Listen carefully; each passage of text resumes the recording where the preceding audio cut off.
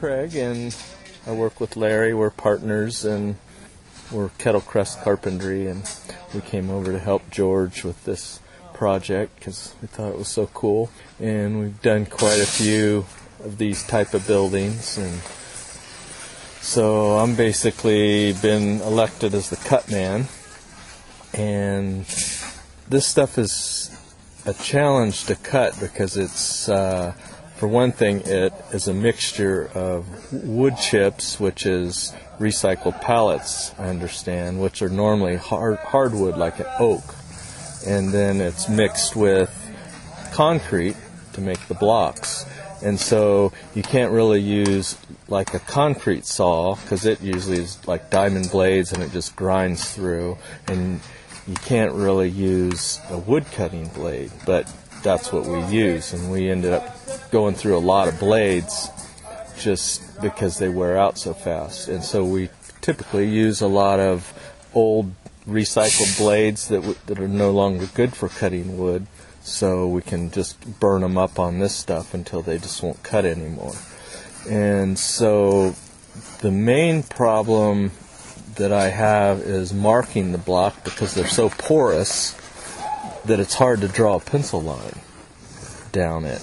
And so, like on some of these that are a little bit smoother, it's easier to put a pencil line on.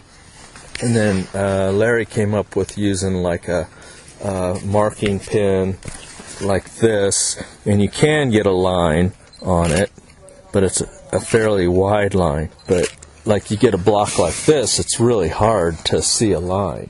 And so we've come up with either spray painting a spot, and then it's easier to mark and see your line. And we do a lot of cutting because anytime you come up to like a window buck, like see there's a full block and now here is a partial. And so anywhere there's a lot of doors and windows, we have a lot of cuts to make.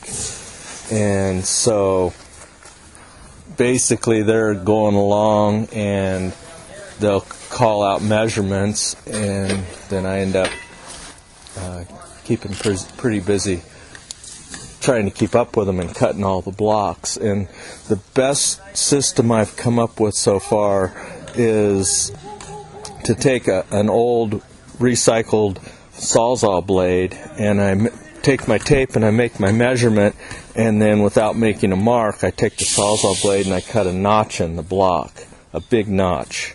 And then like on above the door or the windows, we have to cut across, and so I have to make a long line.